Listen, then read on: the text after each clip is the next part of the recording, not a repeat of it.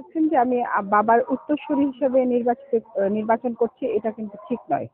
আমি গত ৫ বছর আমি নিজেকে প্রমাণ করেছি যে আমি কাজ করতে পারি। সাংগঠনিক দক্ষতা আমার আছে। সেভাবে করেই কিন্তু মাননীয় প্রধানমন্ত্রী শেখ হাসিনা আমাকে মনোনয়ন দিয়েছে, আমার দল আমাকে মনোনয়ন দিয়েছে। তো সেই জায়গা থেকে আমি মনে করি যে দলটাকে আমি ভালোভাবেই গুছাতে পেরেছি। সংগঠনগুলো আমার সাথে কাজ করছে।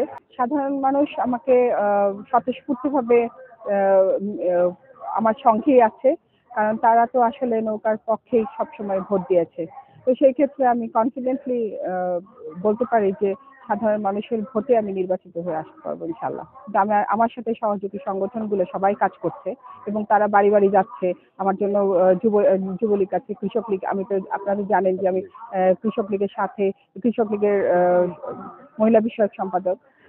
তো সেই জায়গা থেকে কৃষক লীগ ফুল সুইং এ কাজ করছে, ছাত্রলীগ ফুল সুইং এ কাজ করছে, জেলা ছাত্রলীগ, আমাদের স্বেচ্ছাসেবক লীগ কাজ করছে।